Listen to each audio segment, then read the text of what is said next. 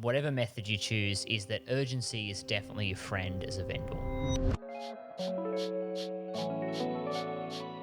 Hi guys, welcome back to Property Chat with Lachy and Matt, powered by Realhub. Today we're going to answer some questions that we've had sent in by our viewers. Sadly, there is only 6, and as Lachy said earlier, they are not from our mother. We want to touch on a couple of questions. Lachy, why don't you start us away? Yeah, so one of the first ones we had was, my agent said dusk photos and a video would be a good idea for my home. They're more expensive though, so do you think it's overkill or is it worth it? I think it comes back down to a couple of things. I think with the dusk photos, they just add such warmth and character to the home. I think for a lot of buyers, when you're scrolling through hundreds of listings on realestate.com, you've been looking for hours, you've only got, it'd be microseconds to catch someone's eye so that they actually click on the listing and want to know more about it. So I think your photo is really your first impression. So I think the dusk shots just add that nicer bit of ambience to the photo. And for a lot of buyers, there's just a little bit of character there. And what do you think about the video? I think the video is, certainly a crucial element. It just adds something that photos can't, whether it be that movement or just a sense of capturing the atmosphere of the home. You can give a much better sense of what it is like to live in that space, and experience the whole atmosphere. I think the video really captures that. But one of the other things video can do that's really nice is it can show elements of the lifestyle of the home too. You can show the local area, you can show what it might be like to actually, live in that suburb. And that's something which you can't capture in photos. So for that reason alone, I think the video is really good. But one of the forgotten reasons that a video works really well is the shareability factor, like being able to send that to people. A buyer with a really red hot video on a property, like if they've got a video that looks so nice, they will send that to everyone they know. Yep. And that not only increases the reach of the property, but it just makes that buyer so much more engaged to that property. Yep. So as a seller, that is a huge win. Yeah, and I think for anyone who has seen any of the most recent property videos, they're not just a video tour. If you're getting a property video done, like the guys at Realhub who we work with, they do all of the property videos myself on the coast, and they're short movies. They're not property videos that walkthroughs. They're just that next level. So I think it makes a huge difference to your marketing, and as you said, makes it easier for a buyer to follow. So one of the next questions we've got is, one of our viewers has sent in and said the other agent that they've had out has suggested the for sale method as they're feeling that buyers are struggling to get finances. So I'd say this is in terms of whether it's auction or for sale. Okay. What would you say to that? Well, look, I think in any environment, buyers will have different struggles with finances. But the one thing that we've found, in whatever method you choose, is that urgency is definitely your friend as a vendor. And the auction method will give you that.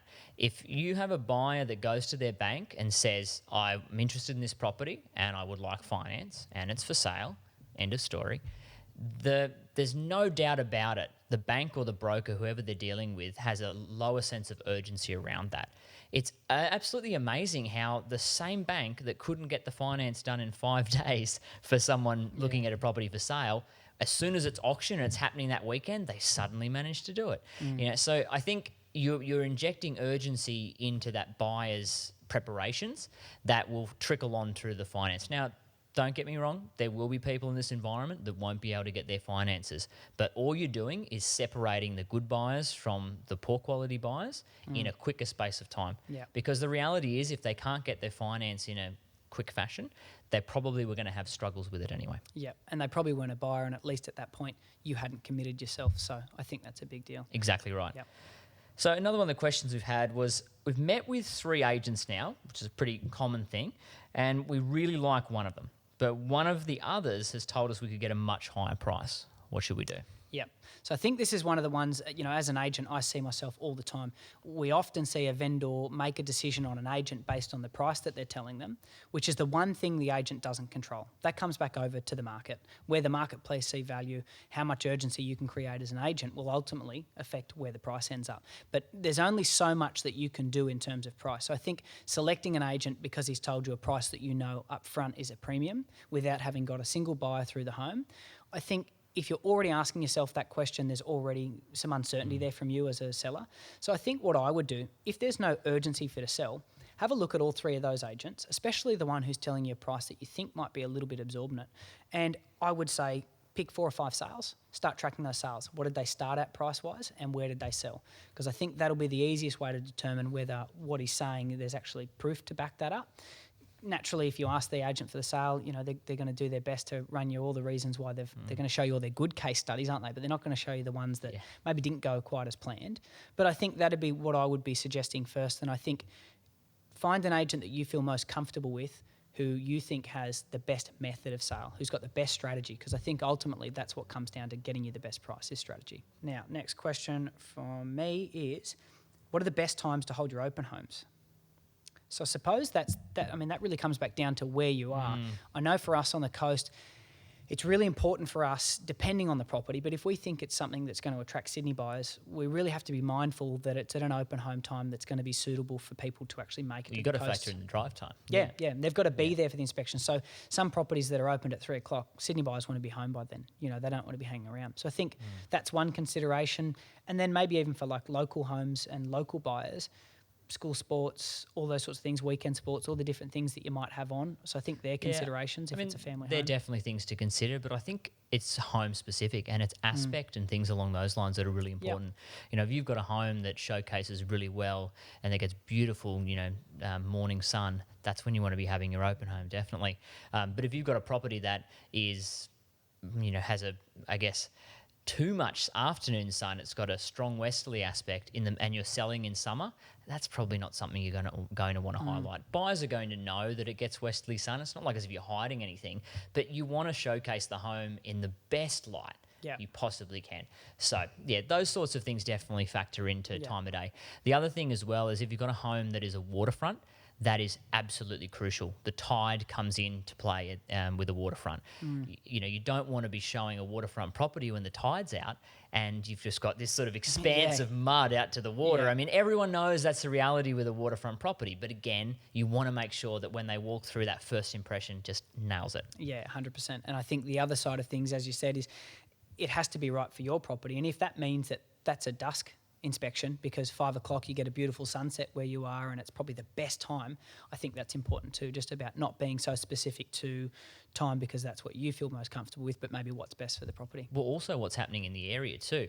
We see a lot in Sydney that people will set their open homes right throughout the course of the campaign. I think that's good for structure, but if there's 3 other properties that come on in the same location and they all start doing the same open times, for example, you're making it very hard for buyers to get to all 3 of them.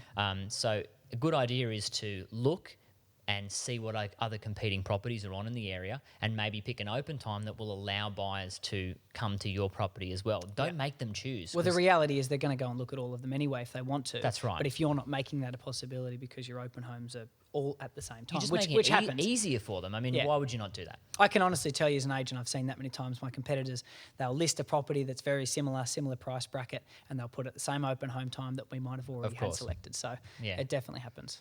Yep. Next question. Yeah, so next question we have is, I'm thinking of selling, but I'm not ready for a while yet. I keep getting agents calling me saying they've got buyers who might be keen on my home without putting it on the market. I haven't told them I'm thinking of selling as I'm not quite sure if this is a good way to go or not. Something that we get asked all the time, honestly. It's a question, every single buyer that we speak to, every single seller that we speak to who had considerations or maybe it's at back of their mind, they're not quite ready to make that commitment. They're often saying that they're getting agents ring them with that exact statement. I think if it was something that you really would sell at the right price and if you thought the price was realistic and you thought that, you'd be comfortable that if they genuinely bought through an offer and you were ready to go, you would take it and run, then I think it's worth doing. But I think you have to be serious about it because the last thing you want is an agent to spend the time bringing a buyer through, you actually get an offer and then realise that you maybe weren't as committed or you weren't quite ready to make that decision. So I think make sure you're ready. That'd be first. And I think the second thing is, as I said, every agent is making those calls saying that.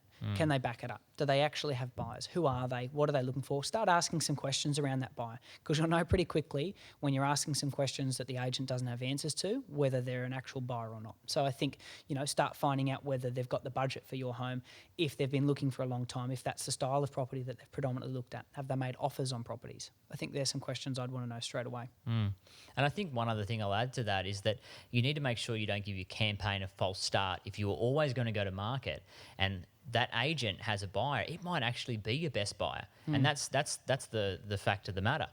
But they come through on an off-market situation with zero competition.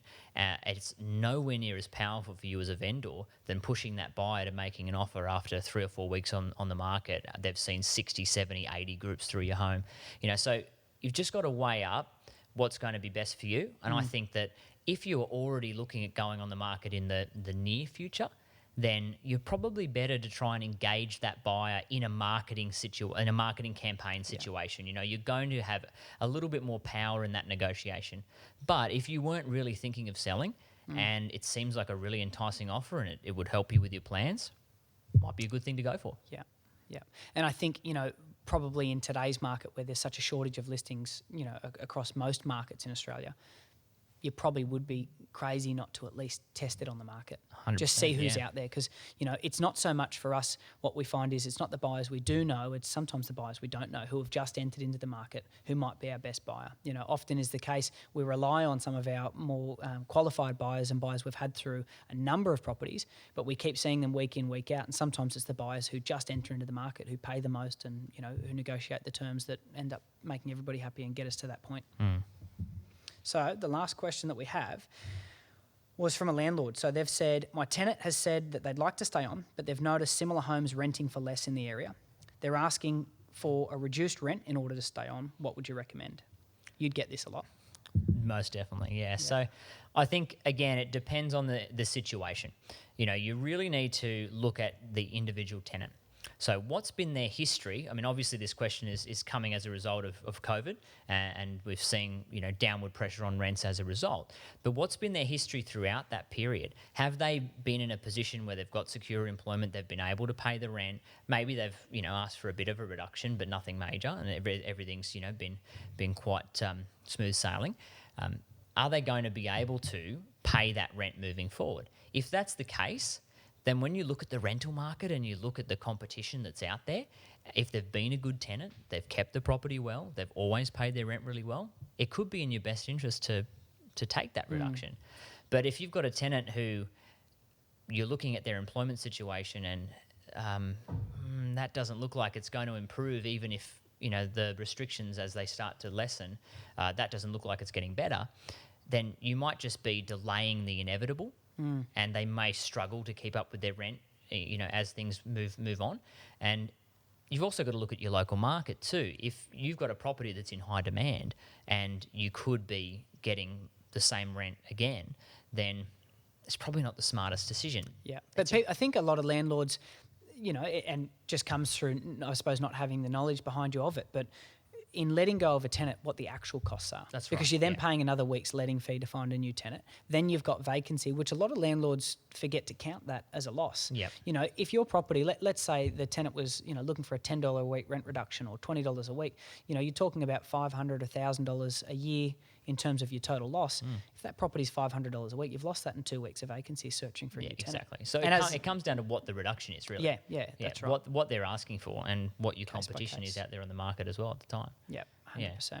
But well, guys, as always, thanks for tuning in, and we hope that you'll shoot through any more questions that you might have so that we can continue to do this segment. But like always, like and subscribe to stay up to date to all of our latest podcasts.